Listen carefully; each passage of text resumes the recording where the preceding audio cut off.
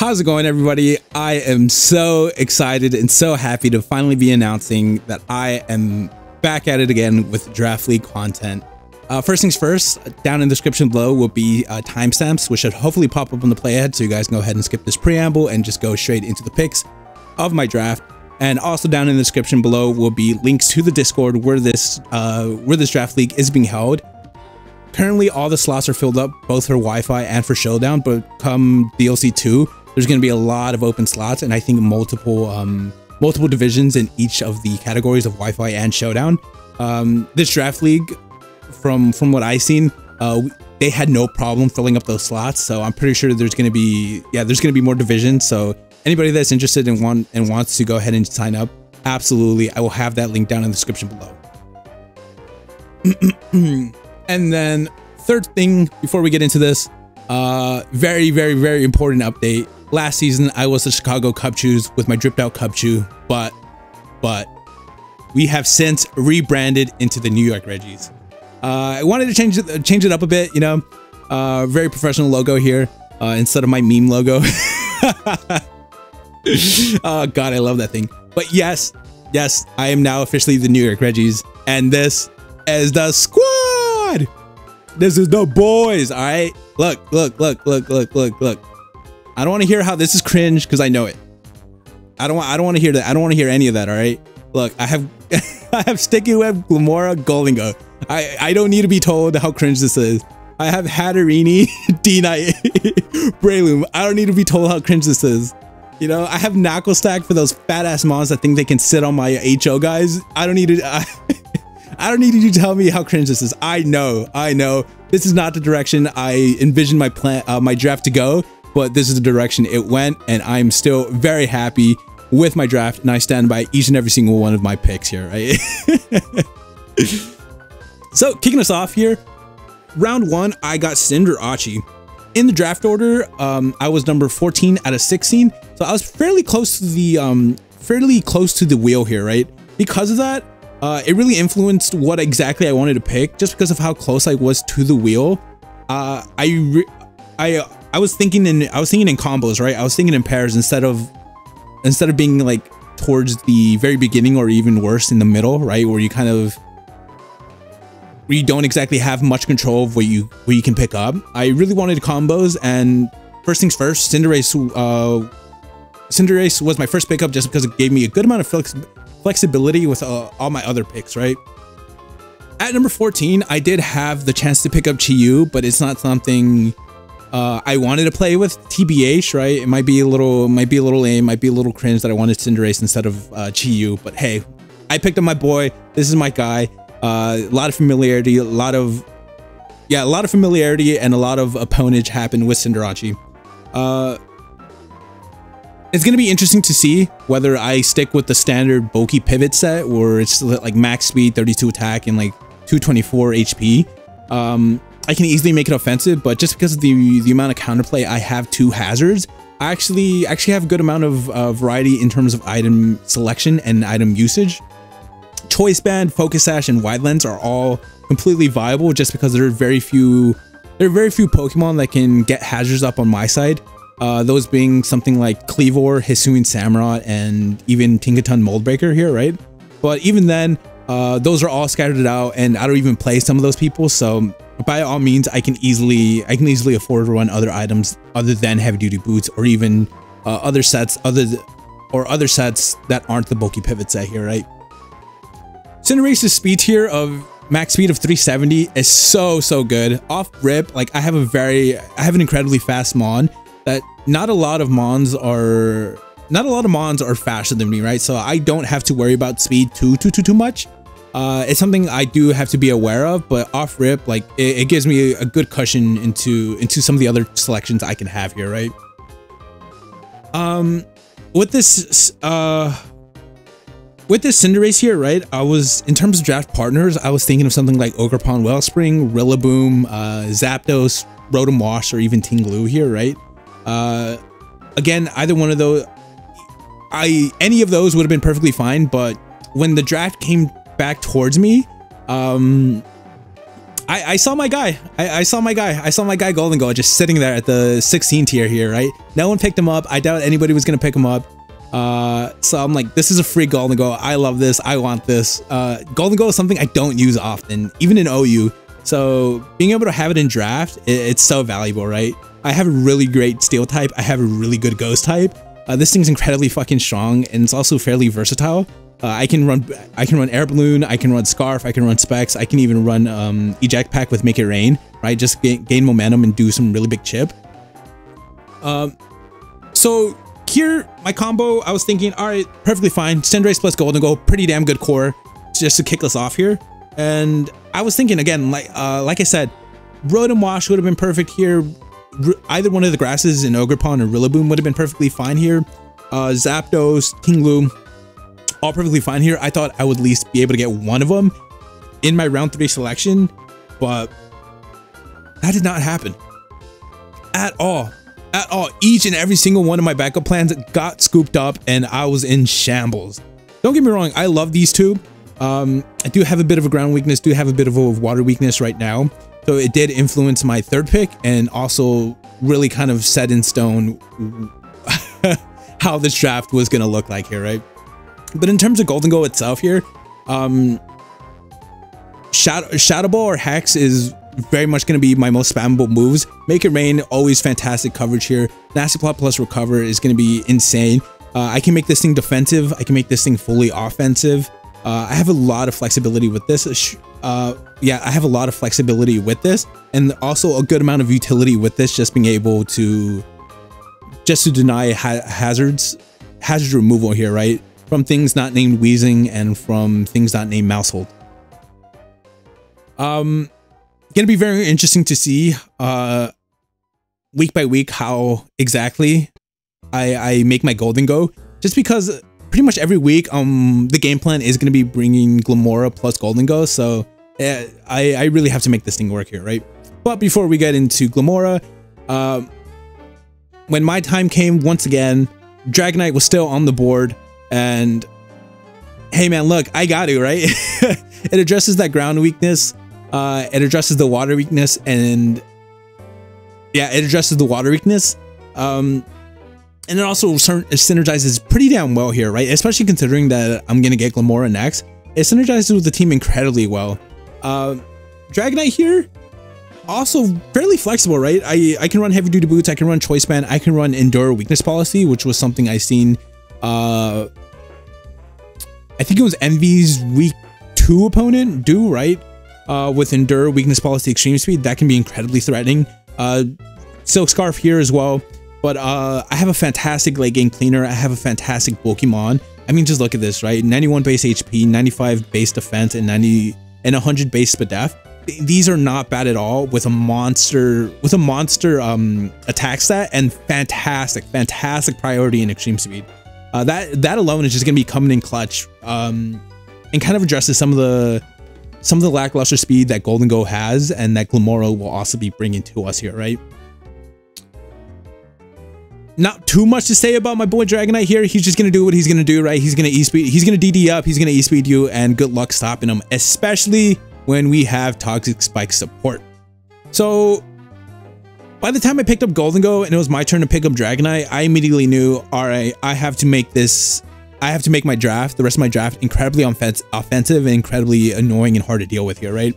So the most natural of picks was going to be Glimmora. Not the greatest of speed tiers, really great special attack, but again, Glimmora's more often than not is going to be our lead here. Yes, people can try to counter that by like leading special attackers, but even still, I can even counter that as well. And its coverage is so good for what this mon is here, right? Poison Rock is fantastic, right? Whether it be Sludge Wave or Rock Polish. We also have stuff like I think I might get Dazzling Gleam, right? I even have stuff like Mortal Spin. I have stuff like Earth Power. I have stuff like Energy Ball. Like, this mon hits so much of other people's drafts, and even the entirety of Pokemon on its own here, right? And coming off of that 130 special attack, it's no joke, right? You're going to be taking some heavy Demoglios, and especially with the physical attacker, If you try to kill me back, hey, guess what? I'm setting up a layer of T-spikes, and you have to deal with that for the rest of the game, especially if you don't bring a poison type. Here, Sash is very much natural. Scarf is something that's probably going to be a little bit more niche, and even more niche than that is probably going to be Air Balloon. And then Specs is going to be only for the matchups that Glimmora absolutely crushes it in. Just get up sticky webs and then just click buttons with Glimmora. But it's more than likely just going to be Sash, just because especially if it's a physical attacker, I can't stress it enough. Like, that's 2 layers of toxic spikes right then and there here, right? And if I'm taking care of their grounded poison type, then those are there to stay, and that's like toxic damage, so they're going to be put on a timer quickly here, right? And with such an offensive team that I have right now, it's so hard. It's so hard to deal with, right? Not to mention, true, I might even protect Saw you. But yeah, not much to be said. A lot of my draft is really straightforward in what they do and what they can do, but because that is the case, that does not mean that you're able to stop them as easily here, right? So again, kind of the same idea, right? Fairly simple in what Breloom does, but incredibly hard to stop. Breloom here, good amount of flexibility once again with its items. Focus Sash, very probably high usage. Same thing with loaded dice. Right? Having Technician or even having Poison Heal gives this mon allows me to work with this mon a lot more than I normally would here, right? Choice Band is also a very viable option, and its coverage here, right? In any one given week, you're gonna be using Bullet Seed or Seed Bomb, Mach Punch or Close Combat, and Rock Tomb or Stomping Tantrum. It doesn't and then Spore as your last move. It doesn't exactly have a 4 move slot syndrome. It doesn't exactly have that, although it very much does look like that. But again, there's not a lot of teams that can handle those combinations of three moves, whether it be grass fighting rock, grass fighting ground. So coming off of this base 130 attack here, right? We're gonna be hitting like a truck, and under Sticky Webs, oh my goodness, this thing is gonna be a menace here, right? Just because I can so easily just put things to sleep, spore them, and then be able to go ahead and pick up those KOs with something like and then even if the opponent also switches into a flying type, I also still have Rock Tomb, not only to hit them for super effective damage, but to also lower their speed as well. So I can hopefully just put them to sleep, get that automatic sleep turn, and then just have a far better chance of just KOing them on the second time around here, right? This mon is going to be an absolute menace. Not too much to say here, right? It's going to be doing the same thing almost every single game. Story of this draft, but hey. So when I was choosing Breloom here, Hatterini was still around, and it was one of the better fairy types, right? Clefable was still around, Sylveon was still around, and I believe in the same tier as Hatterene, maybe one below. And even Espeon, I believe, was still around, but I really wanted to go with Hatterene just because I believed it was the best. Best out of them and best value of all those, including Clefable here. And slowly but surely, I've just been removing counterplay to my hazards from the draft board here, right? It didn't start off with it intentionally with Cinderace, right? Like, I didn't expect my draft to go this way, but picking up Course Change from Cinderace means someone else can't have that. Picking up Golden Go means all those Defoggers and Rapid Spinners are kind of null and void. Picking up Glimmora with Mortal Spin, that's another option that people aren't able to have. Picking up Hatterene with Magic Bounce, again, another form of counterplay, just people aren't able to have anymore. At this point in the draft board, I believe Mousehold was around, but nobody ended up picking that in the entirety of the draft. Very interesting, right? Espeon was picked up. That's a Magic Bounce user. Only one person picked up a Weezing, which was Weezing Galar. That's fair. That's fine. One person. Congratulations.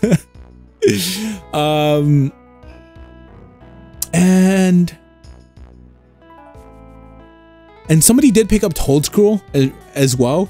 That goes through Good as Gold. Sport. Yeah, words. Toad Scroll's Mycelium Might does go through gold and goes good as gold. So they are able to hit me with the spore and are able to threaten me with super effective earth power damage and kill my golden go and enable them to finally rapid spin. But even still, right, those are 2 mons, well, Espeon as well with the magic bounce. Those are 3 mons all spread out through 16 people, right? There's not a whole lot of counterplay out there, and getting Hatterene, making that counterplay even more limited, and also picking up a fantastic mon in its own right was just a no-brainer for me.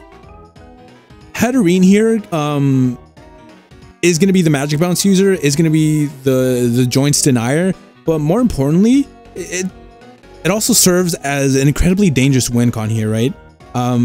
I could do stored power shenanigans. I can even do trick room shenanigans. I could do specs shenanigans. 136 special attack. That thing is dangerous. Have you ever used specs Hatterene before? Oh my goodness, it hits like a fucking truck, right? But even still, I can take this mon in a lot of different directions than just being the magic bounce user, right?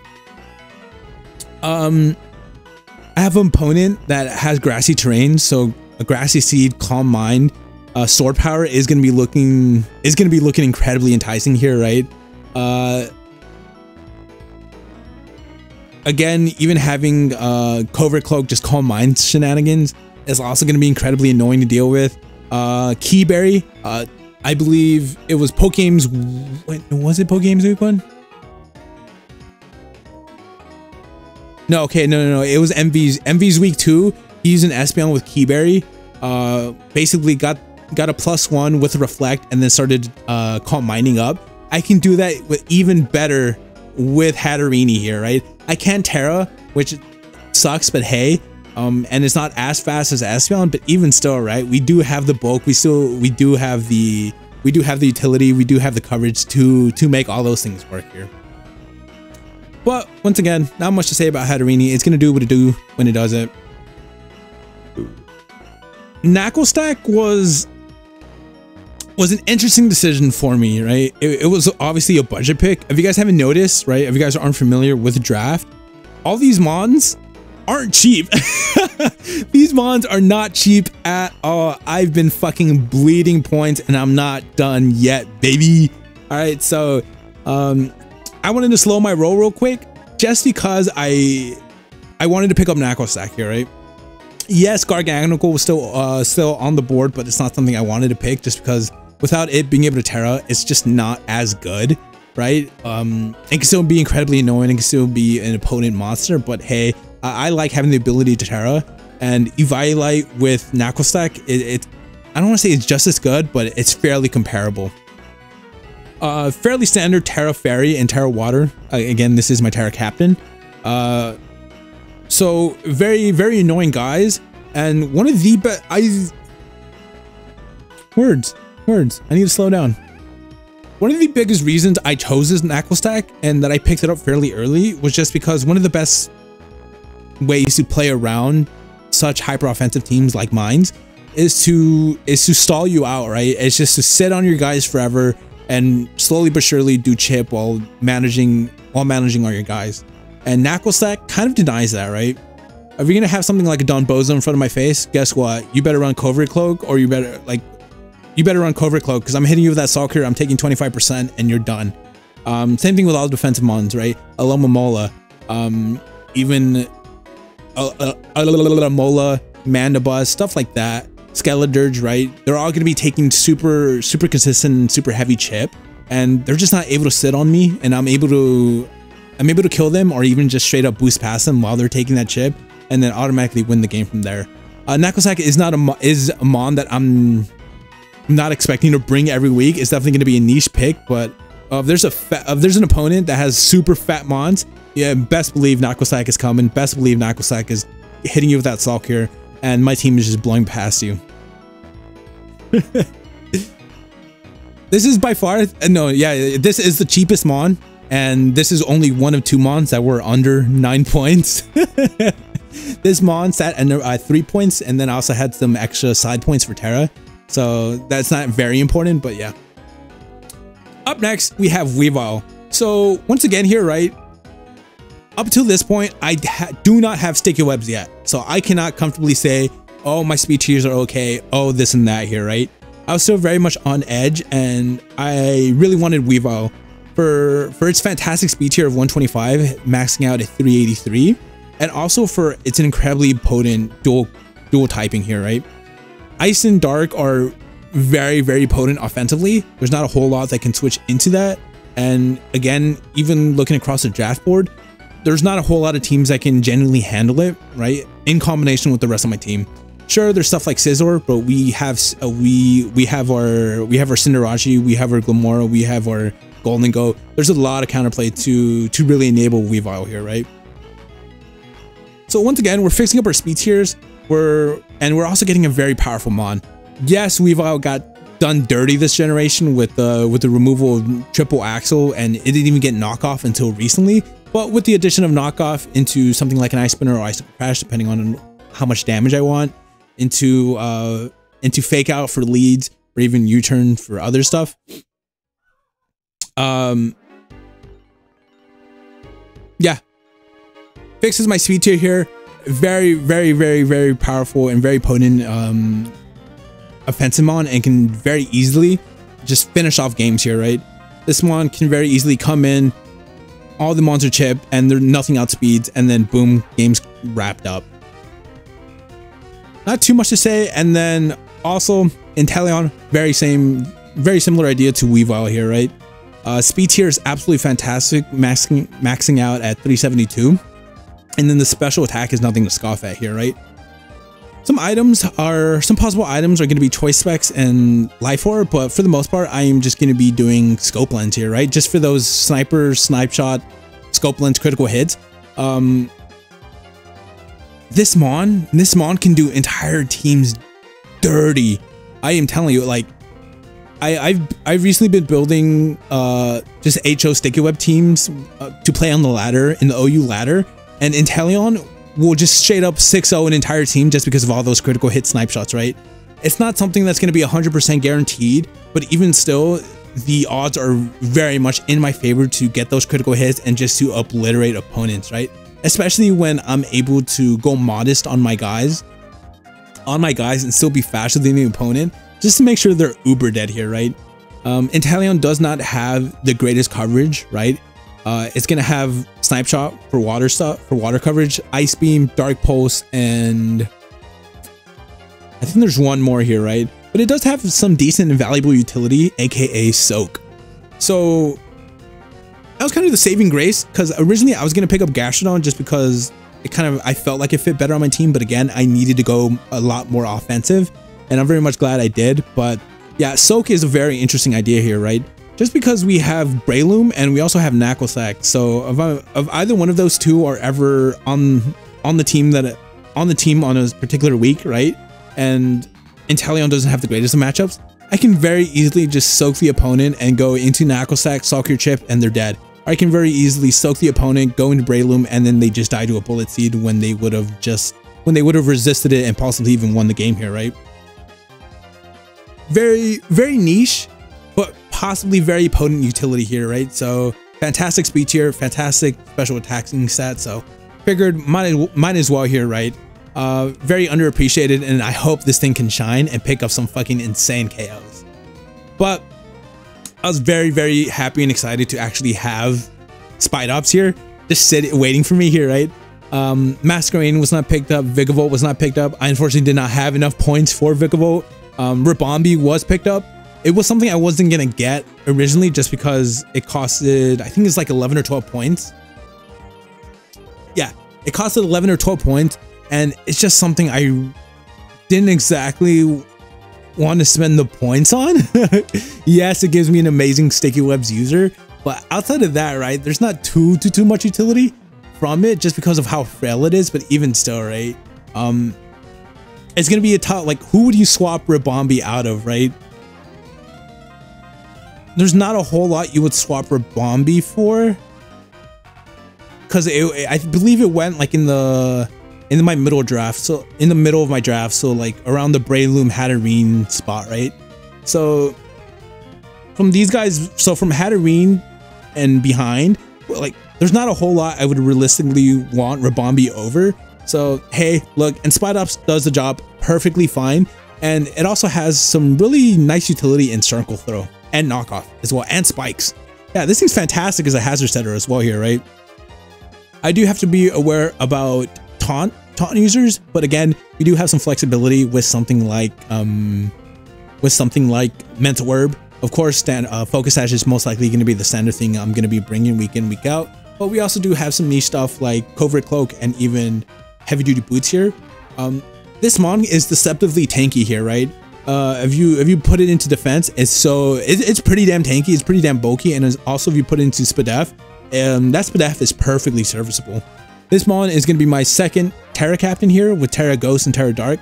Terra Ghost, obviously for the fake out users that want to do that shenanigans, and Terra Dark for the prankster taunt users, right? So I kind of cover my bases and try to ensure I get my Sticky Web plus spikes up to the best of my ability, right? I do have to be aware of taunt users, but that's something I can easily play around. Spite Ops here is not always going to be the lead just because of how many people expect it, right? I do have of Glamora and Spite Ops come into a week. I have 2 possible leads, and then I even have the backup counter leads to their leads, right? So it's so it's so cringe. That's the best way I can describe it. It's so cringe, but hey,